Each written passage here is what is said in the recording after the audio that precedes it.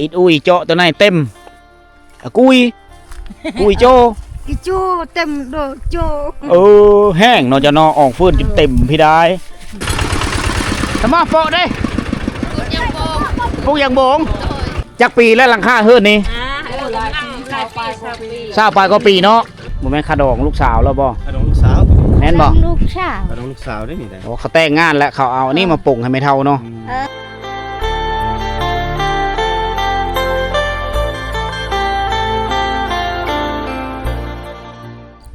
สบายดีท่านผู้ชมสบายดีบรรยากาศยามเช้าๆเด้อ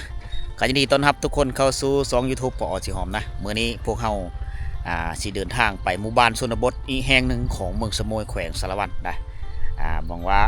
เส้นทางกะผู้ใดถือว่าโหดเติบนะช่วงนี้เป็นช่วงฤดูฝนกำลังก้าวเข้ามาบ้านพวกเฮาสิไปบ้านแมวนะ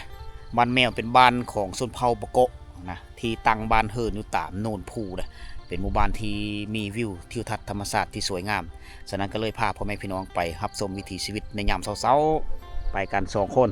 นี่มาหลังเบานดเมื่อแล้วเบานดมันชวนสบายดีสบายดีเบาตุกมาตำหลังก็เลยพากัน2ไอ้น้องเขาพากันเดินทางไปชนบทมานี่ครั้งแรกมาจากเธอและสมุยนี่สมุยน่าจะเป็นครั้งที่2ครั้งที่2เนาะครั้งที่2นี่แหละที่เดินทางมาแต่ว่าส่วนหลายบ่ค่อยได้มาทางนี้จะไปทางสายบุรพาไปขมวนเขตนี้แม่นสิได้พอเสียวหอมและติดพอเสียวหอมไปนำเพราะว่าภาษาทางนี้ยังบ่ทันลึงยังบ่ทันฮู้จักปานใดเกี่ยวกับภาษาชนเผ่าปะโกมีคือกันได้กับภาษาตรีได้แม่นนี่คือเส้นทางที่เฮาจะไปลงไปนี่จะมีขู่กำลังมีโหยมีขู่น้อยนึงโอ้วิวธรรมชาติงามได้พี่น้องเอ้ยบ้านแมวจะอยู่เบื้องนั้นทิศนี้จะเป็นทิศตะวันออกเด้อพ่อแม่พี่น้องทิศตะวันออกทางนี้จะเป็นทิศใต้มุม360 องศาของขอบเขตตัวเมืองสะโมยนี่เป็นเมืองผู้โดยเป็นเมืองที่มีเต็มไปด้วยผู้โหโลนผู้ป่าหญ้าทุกคนเลยแต่ว่าต้นไม้เนี่ยมันกำลังเกิดใหม่เลยเด็กตามสายทางเนี่ยเขาสิไปวิวทิวทัศน์ธรรมชาติเด็กแม่น้ำเสปูนจะไปลองไปตามว่างผู้ตัวนี้ไปปูนอเซบันต่างกวนเบิ่งว่าบ้านเฮิรนเขาเจ้านะอันนี้จะเป็นเนื้อที่ว่างชาวบ้านเขาเจ้าถางให้อันนี้จะเป็นผู้ป่าหญ้าเล่าหญ้าแฟะเหมาะสำหรับการไปเกี่ยวเอาหญ้าไปมุงเฮิรนเด็กฉะนั้นพี่น้องเผ่าปะโกะเขาจะมีเฮิรนมุงหญ้าหลายหลังนะป่าหน่อไม้ก็หลายแถวนะหน่อไม้ผุ่งไม้พางทุกคนนะไม้ไหลไม้บ่งแถวนี้เหมือนพื้นที่ทำการผลิตอย่างกว้างขวางหลายเด้อเมืองสะโมยนี่เป็นเขตที่ธรรมชาติงามตานี่คือเส้นทางที่ชุมเฮาไปเส้นทางเฮาไปหมู่บ้านแมวก็สิมีผู้เล็กน้อยก็มีถึงขั้นว่าสีทางเนี้ยพอไปพอมาแต่ว่าคำมือเลือฝนตกมันก็จะมื้นได้น้อยนึงอยู่นี่เด็กเขาเจ้ากำลังบุกเบิกกำลังซ้อมแปลงเส้นทางกำลังชี้เฮ็ดโขให้มันแล้วนะเฮ็ดโขเข้าไปหมู่บ้านนี่แหละมันมีแม่น้ำสายหนึ่งเนาะเข้าไปนี่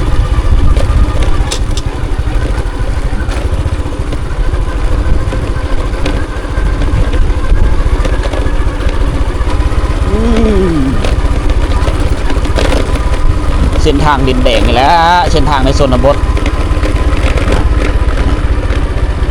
ลงมานี่จะมีแม่น้ำสายหนึ่ง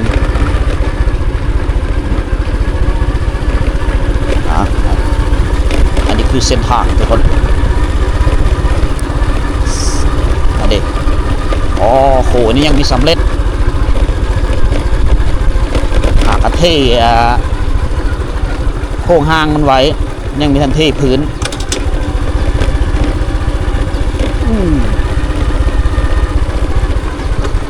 เป็นบ่อนเขาเจ้ามาอาบน้ำนะแต่ถือกัน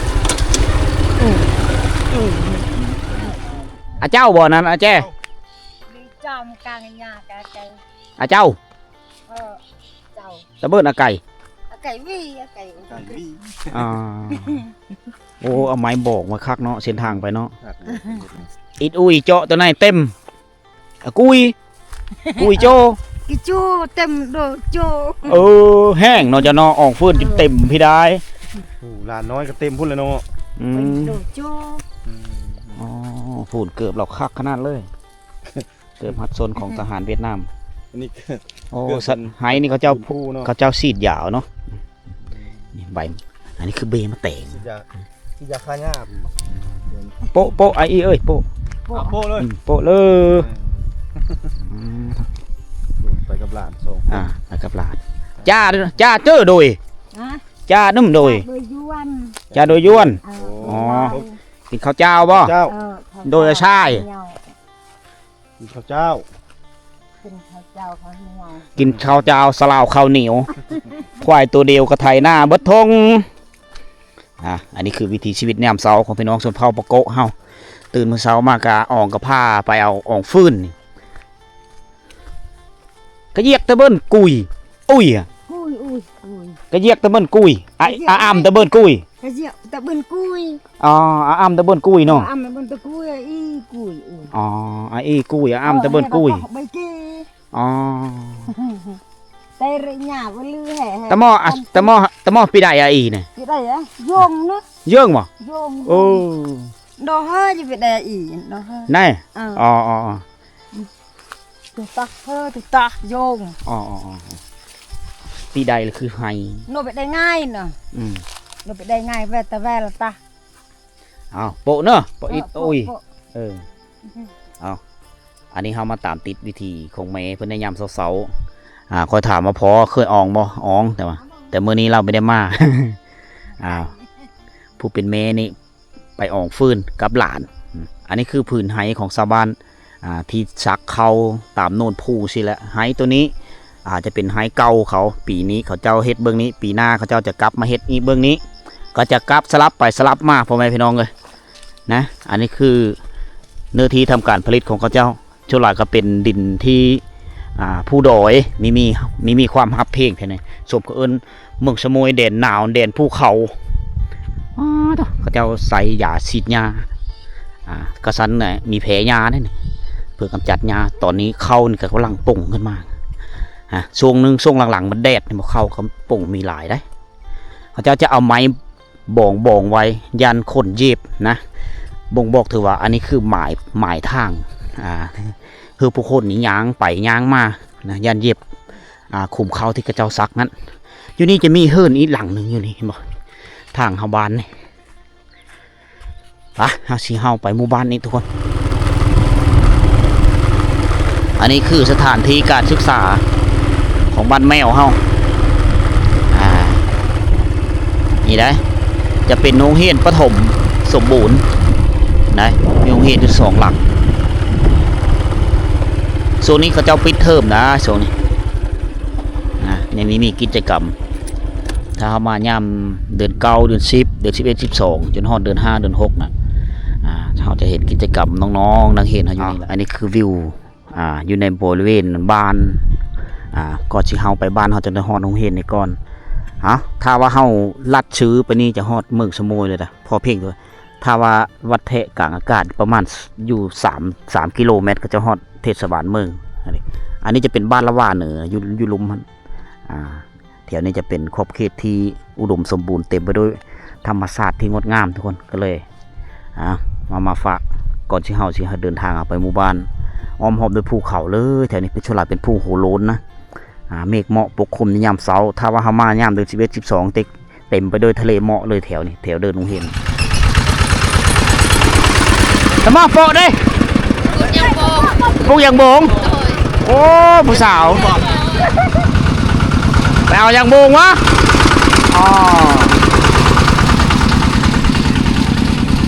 สาวบ้านแม่เอาไปแล้วกุยอุ้ยบ่ได้ให้ผัวอ่องเลยเนาะกระเยียกเลยตะเบิ้นกุ้ยเฮิมกระเยียกตะเบิ้นกุ้ยเลยคืออ่องโพนี่มีได้อ่องมีแต่แม่อ่องลือโอ้ตัวนั้นไปในนี้แหละบรรยามเสาๆนะ หน้าที่ของผู้เป็นภรรยาหน้าที่ของผู้เป็นแม่ของพี่น้องส่วนเผ่าเฮาในส่วนหลายก็ไปโอ่งฟืนไปหาอยู่หากินในยามเช้าตอนสายๆจะกลับมากินข้าวเช้าประมาณนี้แถวนี้เนื้อที่ทำการผลิตของชาวบ้านเยอะแยะเลยแถวนี้นี่สวนมันต้นพี่น้องเขียวสดงดงามแถวนี้อุดมสมบูรณ์ไปด้วยภูผาป่าไม้อยู่นอกบ้านก็ได้ เฮ็ดให้กินนี่ตาจ้าบ่ Amazing ขนาดประตูทางเข้าเนาะ ยอดเลย อัดเองเลยประตูนี่โอ้โห ตาจ้าบ่เฮ็ดให้กินอันนี้ดูแม่คิดเบิ่งนี่โอ้ ว่าจะโดยเยอะ จะโดยบ่ ละไว้เจ้าจากได้ละไว้บ่ แล้วกันนะ อาหารยังโอ้คักนี่กำลังกินข้าวอยู่ได้โอ้สอนตะลังค่าเฮิรนเดียวอีกแล้วคอยมุ่งหญ้า อาหารโดนนะแกไปตำโน่ เตี้ยว ตับแจ้ว ตำเตี้ยวเนาะ ปล่อยมีว่ากันนะนั่นแม่ละ มืดตึบเนาะบ่ได้ใต้ไฟบ่ ฮะ บ่ได้ใต้ไฟบ่คือมืดแท้ ปิดไฟเนาะ เด็ดไข่ไปนะ ยามเช้าปิด เด็ด อ๋อประหยัดไฟเนาะ เอาไฟทั้งเฮือนเลยเนาะวันนั้นบ่นอน บ่นอน นี่เลย นอนอยู่นี่เลย เออ อ๋อท่อน้ำท่อในทางนี้เนาะ ยากปากงองเลย โอ้โหมืดเป๊กเลยเนาะอายเนาะ และแหนมค่ะ เป๊กตะเล็กเลยอ๋ออันนี้อาหารเนาะตับแจ้ว นัว ตับแจ้วจำมาบัง โอ้เตาตุกเหลือ แม่นเลย อันบ่ตุกเลย ชื่อวะ แกเออ เตา พี่ ที่หอบ เยอะ โทรศัพท์เลย ชื่อเนาะ แม่ เนาะ ชื่อ ชื่อเนาะ FC แล้วนี่ ช่างเก้าได้เก้า เมื่อวานเมื่อกี้ครับบังอยู่แฟนขมวนเบาๆนะ บ่ แม่นโอ้คกกะคักเนาะคกติงคกอันนี้บ่มี วันนี้ไปคุก บ่มีแตกบ่มีเพค แต่ ก แขวงซานาเขตตะกี้ อ๋อ แต่ยังพอกไป โอ้ เขา คักเนาะต่อไฟเขาเจ้าเนาะดังอยู่กลางพื้นเฮิรนเลย คุกนี่เนาะ อืม ปลายปี อันนี้คือคุกยูมบ่ แม่น ได้โยมมาหอม ภาษาพุทธไทยเอิ้นคกติง จริง อืมโอ้กระโตกนี่ก็กระโตกหวายเนี่ยตาบ้อมบ่เนี่ยตาบ้อมบ่ อันบ่ก็คือ เอาบุ้งเอาบุ้ง เอาบุ้งโอ้ พุ่งเนาะบุ้ง เอาบุ้ง บุ้งมันไม่พุ่ง ไม่พุ่ง อาหาร เฮ็ดเองสานเอง ตำเดี๋ยวเลยจิไปไซนี่เอาไปให้บ่ไปสวนบ่ ไปปลูกมัน โอ้ไปปลูกมัน โอ้ยังปลูกมันต้น เสี เนาะ ยหญ้า เดี๋ยวยามันต้นเนาะ อืมโอเคอาหารการกินสิไปสวนมัน เนาะ เอาไปแล้วก็ยอดกินยอดมันต้นอยู่พุ่นละ ขนาดปลาเฮ้ยจะไปใส่นั่นนะแรงเลยนะ พอกกับโบเตะอีเนาะรุ่นนี้เนาะ ของแท้ของแท้ คักเอ้ยผักหอมเนี่ยบ่ได้ใส่บ่ ฮะ บัดจิเกี่ยว ตะเบินเจาะอาเกียว ลืมบ่ อาเกียวได้เกินสเกียวอาเกียว เกี่ยวบ่ อาเกียว อะเกี่ยว อาเที่ยว อาเกียวอาโกะ อะโปะอะเกี่ยวเนาะ อาโกะนี่แม่นผา นี่ต้องแม่นอาเนาะ ต้องใส่อาได้ ความมูลายเนาะ เอาหูลายแล้ว มาดูเด้ ความเรียบร้อย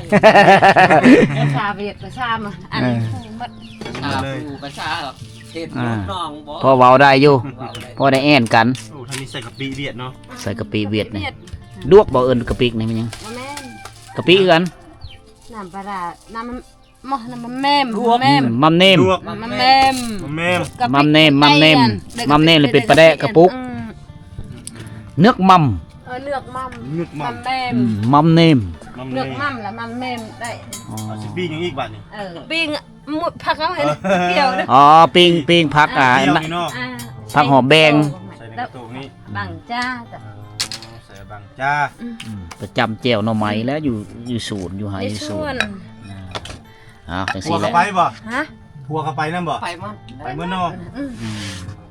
ไปนำกันเฮ็ดซอยกัน เฮียงหน้ากันอ้าวอยู่ดีมีแฮงเด้อ ขอบใจ ขอบใจแบบตึกอ่านแต่ ปู้นี่จักปีแล้วหลังคาเฮือนนี่ หลายปี ทราบไปก็ปีเนาะปอตัวยังดังเดิมเลยยังคือเก่าบ่มีฮักบ่มีเพเด้นี่ได้การสายน้ำนี่เขาเจ้านี่ก็เวลาฝนตกมากระโตงเอาเสื้อหางเล็กก็มาสะสมไว้อยู่ในคูในแอ่งจังซี่น้ำลิ้นก็มีตีวันมีเนาะมีน้ำลิ้นก็เนาะ น้ำลิ้นก็มี อ๋อ ตัวนี้ใส่น้ำฝนก่อนไหนล้างผักเก็บไป ทำกาบ้า นี่แหละวิถีชีวิตเศร้าหายเศร้าหน้าเศร้าสวนมีเฮ็ดหน้าก็มีบานนี่เนาะ มี อ๋อหาบ่หลาย น่า แต่เบิ่นน่ะเฮิมบิอ๋อเขตนี้เป็นเขตที่อากาศหนาวฉะนั้นเหมาะปลูกกาแฟก็ได้เห็นบอกเขาจะปลูกกาแฟเป็นกาแฟใบน้อยแถวนี้กำลังเริ่มเป็นมะกาแฟตัวนี้จะเก็บอยู่ในช่วงระยะเดือน1เดือน2ต้นปีพอบานเอาโลโปข้าวแล้วเนาะ ข้าวจัดยาขัดยาย อดยากันพยาธิขัดยา นี่อาคารเฮือนหลังนี้ก็สร้างมาได้20ปลายปีแล้วนี่แต่ว่าก็ยังแน่นหนาถาวรอยู่ได้ส้มไซกระแสไฟฟ้าเรียบร้อยอยู่กัน2พ่อแม่อยู่นี่ก็ได้ปุ๊บเพิ่นกำลังเกมสิเฮ็ดเฮือนใหม่แล้วนี่กำลังเฮ็ดตีนเสาไว้ทางหลังเต็มไปด้วยป่ากาแฟพี่น้องเอ้ยนี่อุดมสมบูรณ์มีแต่เครื่องปลูกของฝั่งเขาเจ้าดุมั่นนะสนเผาปะโกะหรือสนเผาตะโอยนี่อันนี้จะเป็นคอไก่เอาจังซี่แหละบรรยากาศยามเช้าผู้โผนี่ก็นอนเบิ่งโทรทัศน์ผู้เมย์ก็ตำแจวเกมสิไปไห้ไปโซนและไปเสียหญ้ามันต้นพี่น้องเอ้ยนี่สะอ่อนและหลังคาเฮิรนเขาเจ้านี่ครับอีก 4-5 ปีต่อหน้าเป็นน่าจะไม่ได้เห็นแล้วได้นี่นะอันนี้คือเป็นระบบน้ำประปาได้นี่เขาเจ้าต่อน้ำมันตะพูแล้วก็ต่อไปซื้อแต่ละเฮิรนนี่แต่ว่ามีท่านได้เปิดน้ำใสถ้าว่าเปิดน้ำใสก็จากนี่เลยแต่ละหลังคาเฮิรนจะได้ชมใสน้ำแบบสะดวกสบายนะเขาเจ้าก็ติดกองเตอร์ไว้อยู่นี่แต่ตัวนี้ไซส์หลายจะเสียเงินได้น้อยนึง นี่ติดกองเตอร์ไว้เรียบร้อยแต่มีท่านเปิดน้ำไซส์บางราคาเฮิร์นกะไปแล้วทุกคนนี่เห็นแต่เฮิร์นไปแต่ดึกแต่เช้าส่วนหลายก็ทยอยไปพูละศูนย์พูละส่วนหลายก็เหลือแต่ผู้เฒ่าที่จะอยู่เฝ้าเฮิร์นอยู่เอาลูกเอาหลานให้ลูกชายให้ลูกไผ่เขาเจ้าดุมั่นกำแพงบ้านเขาเจ้าส่วนหลายเขาเจ้าเอาไม้นี่เลยเอาไม้ไผ่มาสานเป็นกำแพงอ้อมบ้านไว้นี่กาแฟผมได้นี่เด็กน้ำประปามีทุกเฮือนมีทุกจุดเลยอันนี้คือใบหน้าอันใหม่ของพี่น้องบ้านแมวเฮาก็ดีเจอน้ำเขาเจ้านะมีห้องน้ำแล้วก็ต้องมีน้ำนะฉะนั้นถ้าว่าน้ำมีสะดวกนี่ก็ยุ่งยากในการส้มใสห้องน้ำพี่น้องเลยในเมื่อก่อนนี่น้ำรินจะไหลท่าอยู่นี่คอยมาปีก่อนจะได้เห็นชาวบ้านตักน้ำลูกหลานมาอาบน้ำอยู่นี่แต่ตอนนี้มีเห็นแล้วเขาเจ้าก็เริ่มมีห้องน้ำและอาบน้ำอยู่เฮือนเผือเฮือนมันแล้วตอนนี้ตักน้ำอยู่เฮือนไผ่เฮือนเล่าแล้วเด็เฮือนบุห่านดั้งเดิมนี่หลายหลังได้เอามาบานนี่เอามาคงเขตเมืองสมุยนี่ถือว่าเฮือนเก่าแก่อย่างหลายมุงโดยยามุงโดยใบตองคอบางเฮือนก็มุงโดยใบบุญใบหวายมานี่กับสมบรรยากาศย่ำเสาย่ำสวยๆกะไปเบิ้ลเลยได้พี่น้องเขาได้หันหน้าสู้ป่าสู้ดงทุกคนเลยหาอยู่หากินตามป่าตามดงเหลือไว้แต่เพียงเฮือน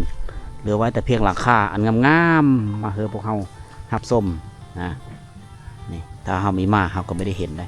อนาคตต่อหน้าไปนี่มีหัวปีเลยอาคารบ้านเฮือนแบบนี้ก็สูญหายไปกับการเวลาสูญหายไปกับการสร้างสาพัฒนาแน่นอนต้องมีการอัปเดตทอนโฮมเงินไว้หลายฟ้าหลายปีก็จะเป็นต้องได้สร้างทุกคนเฮือนเก่าแก่กับปะไปฉะนั้นวันนี้ก็มารีวิวอีกเท่านึงทุกคนเพื่อจะให้พ่อแม่พี่น้องเขาได้เบิ่งเป็นบุญตาน้ำกันเพราะว่าเพื่อเขาสิได้เห็นอีกกับมีแม่นเรื่องง่ายโอ้ขักบอลนี้บอลเถาะน้ำเถาะในเขาเจ้าแต่งอยู่โคเกนใช่พี่กุยเด้ออ๋อเยื่องบ่อ๋อไก่เนาะไปตักไก่อดน้ำสไลด์เพิ่นเปิดส้มใสน้ำประปาเลยตักอยู่เฮือนเลยบัดนี้เนาะอีกมีโดนทางใดนี่ครับพี่บอกทางขึ้นทางใดก็ได้เนาะเฮือนเจ้าเนาะชัดนะกี่ละติกี่ละชัดในละชัดขึ้นสองทางขั้นใดได้สองทางเนาะขึ้นทางนี้เราจะเจอกับเพื่อนคู่เลยแนวนี้เหรอแนวนี้เลย เฮือนเขาเจ้านะ ชีวิตของเขาเจ้านี่เนาะครับ มืดตึ๊บเป็นตะเล็กเลยเนาะตะเบินตะกัดอุ้ย บ่ได้ไปให้บ่มื้อนี้บ่ได้ไปเสียหญ้ามันต้นบ่บ่ได้ไป พักพรมานี่เนาะ ก่อน อะและแล้วเนาะ มือเนาะอะและแล้ว อะและแล้วพักพรอ๋ออยู่แบบมืดๆเลย ตอนกลางเว้นแล้วมันปิดเนาะ โอ้กระตุกน้อยๆน้อยๆนี่ไปออกเนาะออกเนาะ เต็มมันนี่กุ้มโดนบ่จักมือจะไปตักอีกนี่ตักคู่มือบ่ คุมือ โอ้ตักคู่มือเลย ออกกำลังกายยามเช้าเนาะ บ่มีลูกสาววะซะนะ มี แต่ยังน้อยบ่ ง่ายไปเฮ็ดเวียก โอ้ ลูกสาวเราไป ลูกสาวไปเฮ็ดเวียกแล้ว กระมอนแล้วได้ลูกสาวเราได้ โอ้กระมอนบ่ อ่า นอน ผู้สาวแล้วเป็นสาวแล้วกระมอน สาวแล้วกระมอนเนาะโอ้บ่แม่นเอากระมูลเนาะทางนี้ต้องเป็นกระมอน กระมอน ต้มยังอันน่ะหน่อไม้บ่ น้ำไม่ อะบัง เอาบ้างยังหน่อไม้ไผ่หน่อไม้สังไผ่ โอ้ หน่อไม้เลี้ยงน้องเพิ่นปลูก เลี้ยงน้องเนาะ กินตลอดเลยแหล้วหน่อไม้เลี้ยงน้อง กินตลอด อาหารชนเผ่าบรูซส่วนหลายแล้วแม่นหน่อไม้แล้วเนาะยามนี่เนาะเป็นอาหารหลักเลยผัวไปใช้ ก็เยียก เรียกเปาะแรกก็เรียก ตะหมอหันโปะ ก็ได้ เปาะพี่ได้ ไปไห้แล้ว ไปให้แล้ว อ๋อดีเฮ้ยเมย์พักพรโผไปไห้ คักเนาะทางนี้เนาะเออ อ๋อ ผัวแพงเมียเนาะ บางมือกับเมย์ไปโผอยู่เปลี่ยนกันไปเปลี่ยนกันพักพร คักเนาะ อ๋อพูนคลาสสิกขนาดประตูเรา ออกทางนั้นเลยบ่นั่น อ๋อ คักเว้ย แต่ว่าไต่ไม่ได้ตัวนั้น ไปบ่ได้เนาะ พอได้แต่ว่างมอโทยแล้วไว้เอาบัง บ้าง มีเบกาแฟมีเบออยพืชผักคัญอาหารต่างๆผักโบผักบงออมเลยบริเวณเฮือนเรามีมะคิดมะเขือมีมะนัดมะเน่พิเศษชุดกินตลอดกาลนั่นก็คือ เขาเจ้าปุไม้เลี้ยงน้องไว้2ก่ออยู่ในแคมป์บ้านนี่แคมป์เฮือนเลยในขอบเขตบริเวณกำแพงบ้านเลยนี่ไม้ชนิดนี้มันจะป่งหน่อตลอดปีเลยได้เห็นดิเมื่อเลยไม่มีของกินก็ฮักกินต้มแกงได้สบายเห็นดิมันคล้ายๆคือหน่อไม้สังไพ่ลำต้นมันเขาจะเอามาเฮ็ดศูนย์ออมกาแฟออมบานนี่เป็นกระแพงเป็นโหออมเฮือนเห็นดิ2ก่อนี้อยู่พี่สับลาบอยู่พี่เห็นดิไม้เลี้ยงน้องทุกคนเอาถ้าว่าเพลอได้เห็นคลิปนี้มักฮักในการปลูกหน่อไม้ก็สามารถเอาไปขยายไปปลูกได้ซื้อเอามาปลูกทุกคนเลยไม้เลี้ยงน้องมันกินได้ตลอดเพราะว่าเขตนี้เป็นเขตที่อากาศซุ่มอากาศเย็นเหมาะเลยฉะนั้นมันก็เป็นตลอดเลยตามมาโจเกอ๋อมาแต่เป็นเลนอันนี้โอ้อุดมสมบูรณ์ได้พี่น้องมีห้องน้ำเรียบร้อยพุ่นเขาเจ้าใส่ห้องน้ำได้แถวนี้ฮะอันนี้คือความตื่นตัวใบหน้าอันใหม่ของพี่น้องสนเผาเฮาแถวนี้มื้อนี้บรรยากาศล่มแห้งเด้อมื้อนี้เด้อมื้อนี้ค่อนข้างล่มแห้งสิพาทุกคนย่างรวมๆแต่ตามหมู่บ้านนี่แหละเขาเจ้าดุมั่นคนแถวนี้เฮาสังเกตเห็นหน้าบ้านเขาเฮาก็ฮู้แล้วหนึ่งมาเขาเจ้าเสียหญ้าตลอด2มาเขาเจ้าปุหันปุนี่หลายนี่เหิดบ่หานดังเดิมนี่หลาย3สันเลยปุสันนี้แล้วมันมางมันเพดเฮ็ดสันใหม่อีก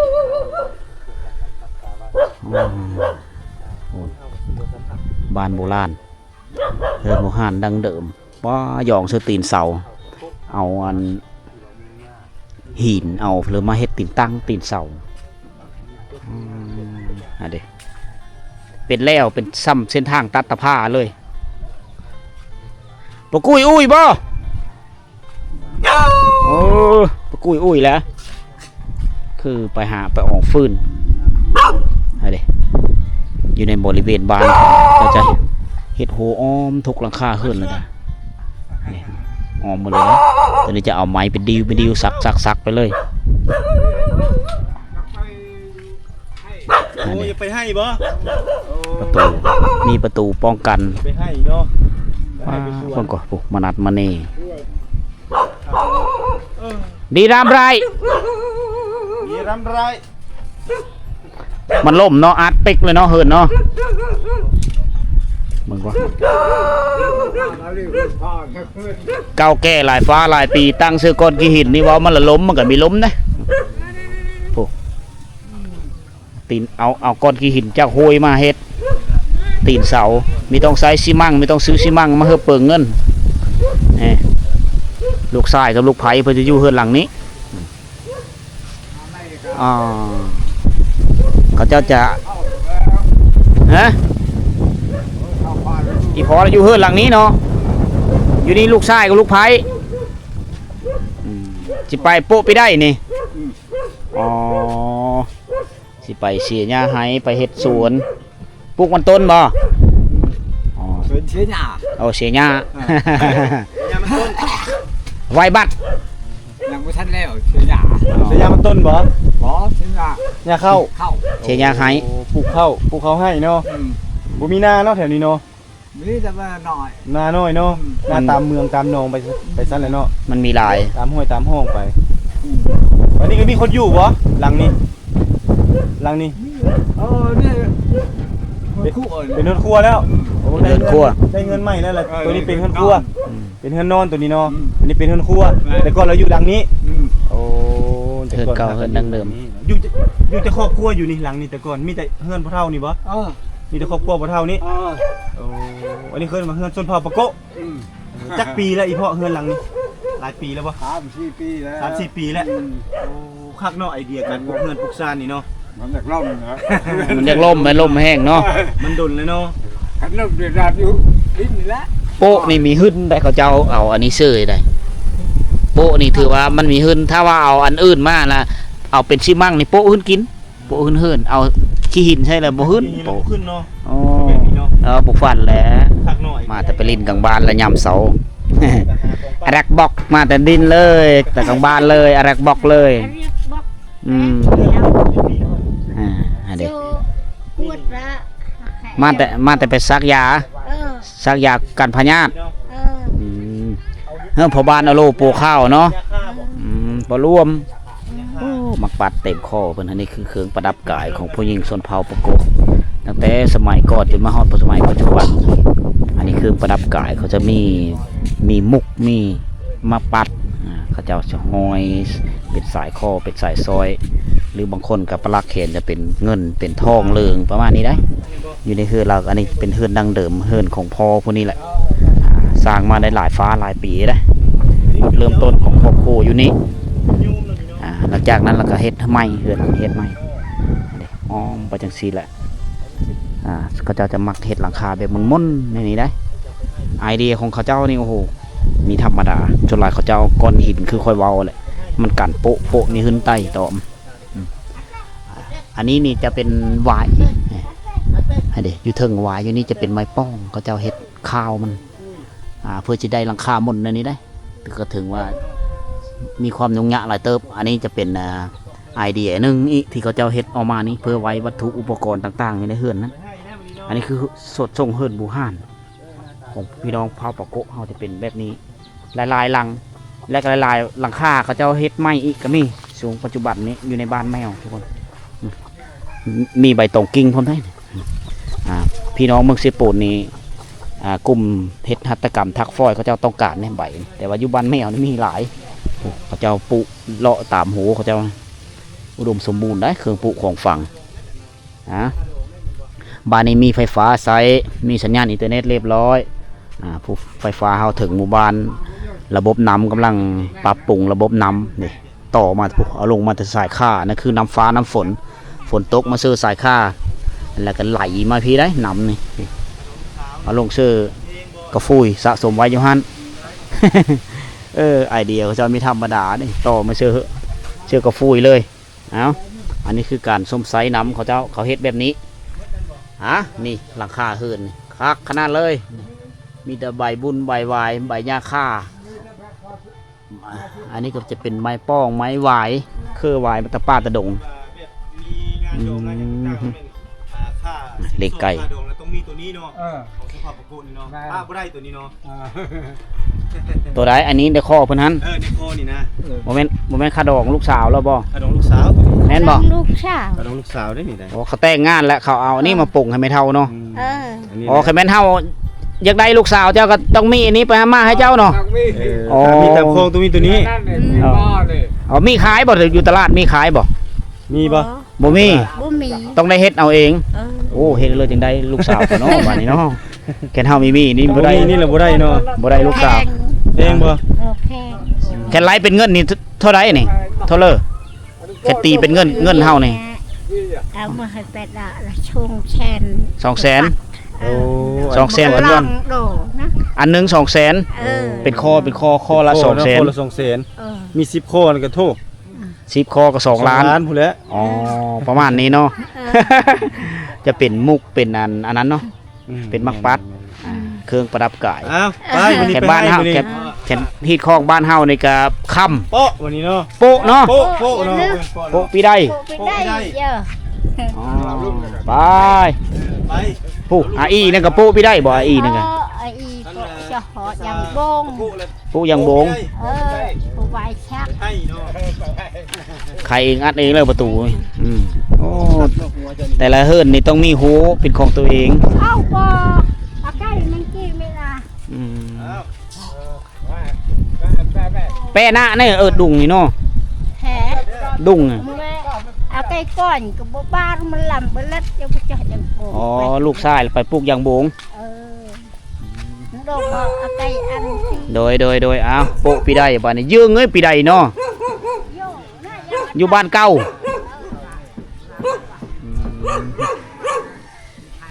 เหลือแต่น้องหมาเฝ้าเฮือนบ้านนี่ตัวนี้มีสร้างไม้ถึงว่าสิสร้างไม้ก็ตาม แต่ว่าโซดทรงยังเป็นทรงดั้งเดิมของบูฮานเฮาตะกี้สมัยปู่ย่าตายายเฮาพาเฮ็ดเอาก็เลยเฮ็ดคือเก่ามุงหญ้าค่าปลาตัวคักอลีบ้านนี้เชอะเฮ็ดติดกับเฮือนอันนี้เลยเนาะเฮือนใหญ่เลยแล้วก็เฮ็ดฝาแอมไว้นี่สำหรับไว้เคิงไว้ของไว้ทรงไว้เสื้ออยู่นี่ เฮ็ดลูกสาวเฮ็ดลูกสาว เฮ็ดให้น้าสาวโอ้นี่พูน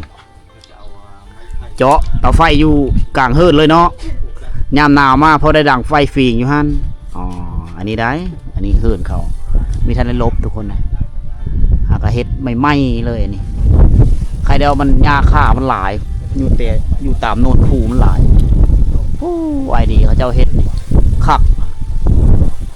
เอาผู้เลิกมักเฮือนแบบนี้ก็เอาไปเฮ็ดแบบทุกคนนี่เท่าขึ้นเบิ่งก็ได้บ่ขึ้นเบิ่งได้บ่ได้เนาะขอขึ้นเบิ่งไงเด้อ เอาขออนุญาตเพิ่นแหละขึ้นไปเบิ่งด้านถึงก่อนนี่เวลาเฮ็ดแล้วเขาเจ้าจะเอาเครื่องของเข้ามาไว้พี่ได้นี่ เกี่ยวอยู่ภูพุ่นเลยเนาะ อ๋อ คืนหญ้าอย่างหญ้าค่า อ๋อนี่นี่ รัง เอาเครื่องเอาของไว้อยู่นี่ เอาภาษาลาวเอิ้นหญ้า เฮ้ยมันแปลนนะอยู่หลุมนี่เฮ้ยมันแปลนเฮ้ยมันสะอาดไปเลยไต่ไฟเอาไฟฟ้าเข้ามาไว้เรียบร้อย เลยเนาะ ผูกเออ พี่น้องเอ้ยเฮือนเพิ่นนี่เนาะโอ้จะได้เป็นหลังเด้เนาะ ไปเฮ็ดเด้อเฮาเลยเด้อ ปลาไว้อยู่เฮือน ไปเฮ็ดเด้อเฮาอยู่บ้านได้นี่ ย่างไปเฮ็ดแน่ๆอยู่เฮือนนี่ นี่เด้ เอาอันนี้เอาเป็น กอดกีหินเขาเจ้าจะเอามาเฮ็ดตีนเสาทุกๆหลังคาเฮือน เข้าไปในพุ่น แต่นี่จะเป็นหญ้าค่าที่เอามาจากภู ตัดโตกันแล้วก็พุ่นอิ่วไปใส่เกนี่เนาะ เฮ็ดคนเดียวว่าได้แล้วนี่เฮ็ดหลายคนเฮ็ด อ๋อ สองคนก็หลายคน 2คน3คนเฮ็ดช้อยกัน จับซอยกัน เพิ่นมักอิ่วแล้วก็ตัวนี้มักอิ่ว มาบัดนี้ได้เฮิรนใหม่อีกเฮามาตอนนั้นบ่ทันได้เกิดหลังนี่ ผู้ทันเกิดเดือนนี้ไปตัดเองหั่น อ่า เดือนหนึงแล้วไปตัดหั่นแบบคนแถวบ้านนี่ช่อยเฮ็ดช่อย เออ เขาเฮ็ดบ่ได้ข้าวไก่ต้นเฮือนครัวก็บ่มีนี่เก่าแล้วหั่น เดี๋ยวมาอยู่เฮือนหลังใหม่บัดนี้ ยังบ่ทันอยู่เลยเฮือนนี่ ยัง ยังบ่ทันแล้วอะ มีพิธีเครือกแหนบ่เฮ็ดแล้วนี่พิธีขึ้นเฮือนข้างแหนบ่ เอาคันขึ้นเฮือนใหม่นี่แก้ฮีดก่อนเด้ แกฮีดเนาะเอายังเอาไก่บ่หรือเอาหมู เอาหมูเอาไก่แก้ฮีดเป็น โอ้ เฮือนอันขึ้นเฮือนใหม่นี่แก้ฮีดแล้วคนปะโกะเฮา อ๋อ ต้องได้มีฮีตก่อนเนาะกินหมูกินไก่ก่อนจึงสามารถขึ้นอยู่ได้ เป็ดทันแก้ฮีดบ่ได้ได้เป็ดนี่ โอ้เป็ดนี่บ่ได้เนาะมีแต่ไก่กับหมูใด ไก่น้อยชำนี้ก็ได้ โอ้ครอบ พอพี บรรพบุรุษ พีบรรพบุรุษเนาะ โอ้ กดสร้างเพิ่นพี่น้องแล้วก็ สิกินข้าวก็จะแกฮีดก่อน เอามือหน้าให้เฮาหน้าเฮ็ดช่วยเฮาที่ทุกข์ยากได้บ่มี ได้ กูจะเจ้าแหละ อยู่ทางหลังเลยหลานเนาะมื้อนี้ก็ เฮาได้มาเห็นหลังคาเฮือนแบบโบราณดั้งเดิมที่ปู่ย่าตายายเฮาพาเฮ็ดพาสร้างมาได้หลายฟ้าหลายปีจนตกทอดมาฮอดยุคปัจจุบันฮอดเส้นลุเส้นหลานก็เลยได้ปลูกสร้างเฮือนหลังนี้ขึ้นมาอีกหลังหนึงนะที่เป็นเฮือนทรงเดิมของเผ่าปะโกะเฮาอยู่ในขอบเขตบริเวณจะมีอยู่3หลัง4หลังนะหลังคาตัวนี้คือกันอันนี้จะมีอยู่3แยกมีอยู่3จุยที่เป็นดั้งเดิมโซชงโบราณ อันนี้ดังเดิมแท้นี่ประมาณ20ปีหลังนี่อายุการใช้งานหลายฟ้าหลายปีได้ หลังนี้เฮ็ดมาใหม่คือกันประมาณ1 ปีนะหลังคอยมาปีก่อนๆเนี่ยเห็นเพิ่นกำลังเริ่มเฮ็ดอยู่เขาจะตัดเฮ็ดแล้วตัดเก่งงามดีเลยเอาแต่ละหลังมีอายุการใช้งานมีต่ำกว่าสูงสุดก็20 ปีขึ้นไปเพิ่มมันสิเป้เพโอ้เฮ็ดตีนเสานี่สูงเนาะ เฮ็ดสูงเนาะอันนี้เนาะพี่ตีนเสาเพิ่นสิเฮ็ดเฮือนใหม่นะเห็นบ่เจ้าเฮ็ดสูงเพิ่มมีเฮือโปะมีเฮือหมดแมงขึ้นไต่ตอมเท่ามีไฟฟ้าใส่แต่สุดทรงเฮือนอย่างเดิมอันนี้ในเมื่อก่อนจะเป็นกระเปิงตับเข้าตอนนี้เพิ่นเอากระผ้าได้ไหวได้เฮามากะเฮาได้เห็นหลายสิ่งหลายอย่างได้เห็นเฮือนบูฮานถ้าว่าจะเบิ่งเฮือนดังเดิมของชนเผ่าปะโกะนี่มาที่บ้านแมวนี่มีหลายหลังคาทุกคนเลยแล้วบ้านนี่ก็เป็นบ้านที่กว้างใหญ่ก็ประมาณอยู่เกือบ100หลังคาได้ก็แต่ละบ้านนี่ก็มีคือกันจะมีเส้นทางตัดตะพาข้างในตะพาก็คือโหกำแพงบ้านเขาเจ้าจะไม่ได้เฮ็ดตันทางกันไปกันมานะทุกๆเฮือนจะมีทางจงทางไว้เขาเจ้าจงทางจงเป็นป้องเพื่อไปมาหาสู้กันรถจักรบ่ยางบ่ไปได้สะดวกสบายมีการกีดคันกันในระหว่างเฮือนกับเฮือนผู้นั้นกับเฮือนผู้นี้เฮือมันไปฮอดจอดถึงกันเฮือมันได้พ่อแม่พี่น้องเลยอันนี้คือการมีน้ำจิตน้ำใจของพี่น้องชนเผ่าปะโกะเฮาจะเป็นแบบนี้สำหรับวิดีโอยามเช้ามื้อนี้อยู่ที่บ้านแมวกับมีเพื่อนหลายทุกคนเลยค่อยมาครั้งนี้ก็เป็นครั้งที่3แล้วก็เลยพาเบาตุกมาเพราะว่าค่อยนี่ก็มาดูแล้วอยู่ที่บ้านนี้เบาตุกยังไม่ทันเคยมาค่อยก็เลยพาเรามาก็เลยถือโอกาสนี้รีวิวหมู่บ้านพ่อแม่พี่น้องเฮาได้รับชมอีกทีนึงจะเป็นคลิปเก่าได้ก็ตามทุกคนเลยมาหลายเธอถ่ายเท่านั้นมา3เธอถ่าย3เธออย่าเผาขีดเผาสร้างกันจะเผาเบื่อกันทุกคนเลยสำหรับวิดีโอนี้ก็สิได้โจ๊กคลิปอยู่ที่บ้านไม้บูห่านแถวนี้ก่อนทุกคนเลยมาฝากพ่อแม่พี่น้องเขาเลยครับชมตามเคยพบกันไหมในวิดีโอต่อไปเด้อทุกคนเด้อ